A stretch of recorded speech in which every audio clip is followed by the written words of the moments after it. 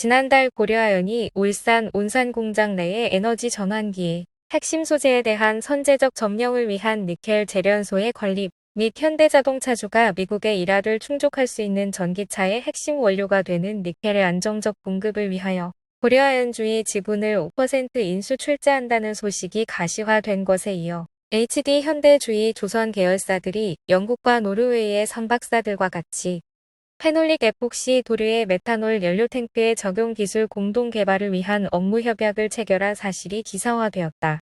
철강의 부식을 막기 위한 도금 기술이 발달하면서 가장 많이 적용되고 있는 도금 강판은 아연 도금 강판 즉 갤버나이즈드 스틸 시트, 징크 코티드 스틸 시트로 가격도 저렴하여 다양한 도금 방법 및 형태로 자동차, 건축, 가전 및 토목 분야에 폭넓게 적용되고 있다. 물론 현재 철강업계는 빈번히 보수가 요구되는 비용 문제나 초고강도의 도금을 위하여는 전지아연 도금 방식을 활용 내식성을 높이거나 다양한 금속을 활용한 방법 등의 개발을 모색 중에 있으며 사실상 초고강도광의 재련의 경우 제철 설비를 보유한 기업이어야 한다는 전제가 요구되는 이상 대체로 글로벌에서도 10손가락 안에 드는 기업군에만 해당되는 사업에 든다는 것이 정확한 판단이 될 것이다. 초고강도광의 주요 생산업체를 먼저 간략히 살펴보면 룩셈부르크, 아르첼로미탈, 미국 유나이티드 스테이츠 스틸, 인도 타타 스틸, 오스트리아 보스트 알피네, 인도 인도철강공사, 일본 니폰 스틸앤스미토 모금소 및 국내에서는 포스코와 현대제철 등에서 주로 생산되고 있다. 앞서 현대자동차의 많은 부분에서 철강 전기아연 도금을 협업해왔던 삼일금속 대표이사 이명규 등의 중국 내 현대기아차의 경쟁력 약화에 대한 지적이 있은 지 몇 년 사이 현재 범현대 기업군들의 몇 가지 다른 행보들을 목도하고 있는 상황이라고 한다면 확실히 초고강도광의 대한민국 경제에서의 중요도를 또한 반영하고 있는 차원이 될 것이다. 그런데 고려아연의 울산 니켈 재련소의 건립은 사실상 사업의 다각화의 일환에 가까운 증자일 뿐 이미 아연 도금 업계의 대기업으로서 고려아연의 도금 사업의 확장이나 증자는 아니라는 것이다. 혹자들은 글로벌 철강과 도금 업계조차 이미 포화 상태에 이른 사업군이라는 주장을 서둘러 강조하고 있으며 글로벌 전체가 IT 및 모바일 이동통신을 비롯한 또 다른 사업의 영역군들의 확장으로 그 주장이 좀 더 힘을 받는 것처럼도 보인다. 사실상 아이러닉하게도 아연도금은 그런 알력 가운데 또한 다른 한 자리를 잡고 있는 대표적 사업군은 사업군이다. 동남권의 한국선제주 등이 대표되는 전선아연도금 또한 먼저 거론될 수 있는 사업군으로 한국선제의 경우 물난리되는 4대강 테마주, 동남아 신공항 논의에는 신공항 테마주, 정치인의 제주목포, 한국서해안 중국 동부 연안간 해저터널 추진이나 국토교통부의 한 일중 해저터널 뉴스에는 해저터널 테마주 등으로 거론되는 사업군인 때문이다. 아연도금의 철선과 스테인리스 강선은 아연을 철선에 씌운 선으로 물속이나 땅속을 지나는 케이블에 주로 쓰이며 한국선제가 이 분야에서 우리나라 및 일본 시장 점유율이 이르다. 인공위성을 이용하여 속도가 느린 국제전화나 인터넷을 하던 것을 대체 현재는 전송률이 뛰어난 광케이블이 미국과 일본 등지를 비롯 세계 각국으로 태평양, 대서양 등 모든 바닷속에 깔리고 있기 때문이다. 그 다각도의 충만큼은 그리 쉽사리 무너질 것 같지만은 않다는 뜻이다. 그동안 중국에서 니켈을 확보해왔던 현대자동차가 이제 고려아연을 통해 미국의 인플레이션 감축법 이라의 보조금 지급 규정을 충족하기 위한 핵심 소재로서의 니켈을 확보하려는 동선을 그리고 있는 반면 HD한국조선해양, HD현대중공업, 현대미포조선, 현대삼호중공업 등 HD현대조선 계열사들은 이제 막 HD현대중공업의 울산 본사에서 무기화연계 도료를 대체할 수 있는 고내화학성 페놀릭 에폭시 도료 기술의 공동 개발에 나선 참이다. 메탄올 연료 탱크 선박의 수주율을 높이기 위한 일환으로 무기화연계 도료의 높은 작업 난도와 복잡한 공정 관리, 빈번한 보수 작업 도장 작업에 필요한 전문 인력을 수급하는 데 어려움을 겪자 이번에 새롭게 전격 기술 개발 및 협업으로 이어졌고 HD현대는 앞서 개발된 메탄올 엔진의 기술을 바탕으로 메탄올 추진선을 수주하면서 관련 시장을 선도하겠다는 포부를 내세웠고 향후 암모니아, 수소 추진선 등 친환경적 선박 분야에서도 선두 자리를 차지해 나갈 것이라고 포부를 밝혔다. 범현대가 분립되던 당시의 각종 내부성 잡음들보다는 더는 다른 지붕 다른 가족들이 되어가는 현재들을 확인하고 있는 상황인 것이다.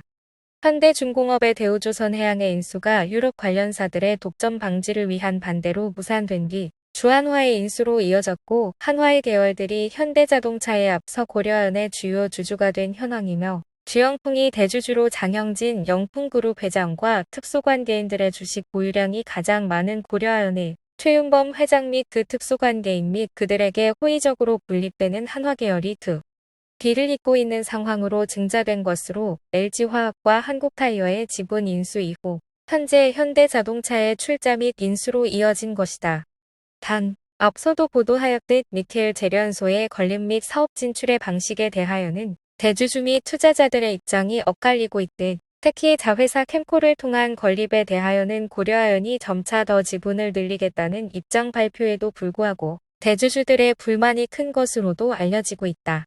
글로벌 전체로 부동산 시장에 대한 전망은 반대판의 가시 불투명한 혼란의 전국에 휩싸인 것이 사실이며 초고강도광의 자동차 사업은 물론 철강과 재련 및 도금의 사업분들 또한 글로벌 친환경 정책의 고강도 추진력 아래 각자 도생에 갈 길들을 찾아 나섰던 것도 사실이다. 의식조, 즉 잊고 먹고 들어가 사는 것 외에도 거대하게 커진 글로벌의 시장 경제 아래에서 좀 더 굵직하고 탄탄하게만 보이던 주요 2차 제조 사업군의 선두 그룹들의 동향들만으로도 복잡하고 또 갈래 분립되는 명확한 성분들까지를 목도하고 있는 상황인 것이다. 취임과도 같이 라임 옵티머스 및 디스커버리 펀드 환매 중단 사건들의 재조사를 시사했던 이복현 금융감독원장은 지난 정권의 정부와 여당 인사들이 연루됐다는 의혹이 제기됐으나 그 실체가 제대로 규명되지 않았다는 지적과도 같이 기업 관련 추가 횡령 혐의 및 국회의원 특혜성 환매 부분 등의 혐의를 적발해냈다. 디스커버리 펀드의 경우 당시 청와대 정책실장의 동생이 운용하는 펀드라는 소문이 퍼지면서 투자자들이 몰렸고 이후 각종 금융범죄에 대한 의혹 아래 환매 중단 사태에도 불구하고 부실 수사로 흐지부지 되었던 것도 사실이다. 그러나 펀드 등 금융중범죄 사건에 대하여는 완전한 실체의 규명은커녕 수사 자체가 이루어지지 않을 수도 있다는 도덕적 해이가 불신보다 더 팽배해 왔던 것이 더 문제일지도 모른다.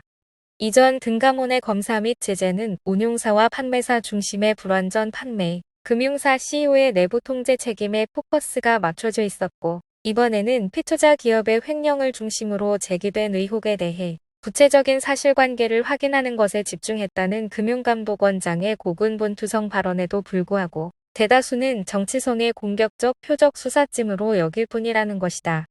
지난번 정권 때 부실한 수사는 정권이 바뀌면 이루어질 수도 있고 정권이 재창출되면 아무리 엄청난 범죄들도 덮일 수 있고 덮어도 된다는 원론격 이득 도덕적 해이.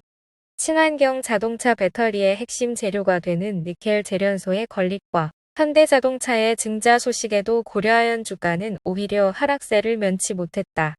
디스커버리 펀드 환매 중단 사건의 장하성, 김상조의 불입건과 장하원 대표의 1심 무죄 선고에도 불구하고 금융감독원이 수사에 열을 올리고 있는 펀드 환매 중단 사건에서 수사의 핵심이 되고 있는 환매 특혜 의혹 정치인 및 환매 특혜를 받은 기업군으로 분리될 수 있다는 의혹이 따랐기 때문이다. 검찰은 대표의 배임 횡령 사건과 같이 서울주택도시공사의 임대주택 사업을 정조준하였고 신축 오피스텔 건설사 등에 대한 압수수색도 진행한 상태였다.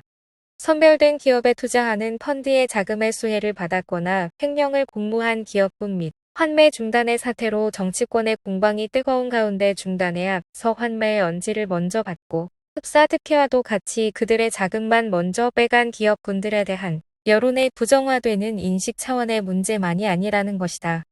현재 금융감독원장은 중간 고사를 앞두고 한 몇몇 과목만 집중적으로 파고 있는 것처럼 보인다. 예체능 계열도 아닌데 대략 전략적 작전으로 일단 평균 이상 점수나 확보하고 보자면 대외 선전 활동으로 당락이 결정 지어지는 것이 태반인 정치권역에서나 할 만한 유사 행각일 뿐일 수도 있다는 뜻이다. 정치로 덮어버리면 그만이라는 식의 반복은 결국 독인 객인으로 마찬가지라는 것이다. 금융감독원은 소관 업무를 해주는 기관의 국가가 아닌 개판이라는 말들까지 팽배해 있는 상황이라는 것은 그야말로 아이러닉하기 그지없는 개판인 것이다. 기자가 직접 아는 금융의 중범죄 사건만으로도 탄핵이라는 단어쯤은 오히려 약소하다는 기분이 들 정도의 사건도 적지가 않다.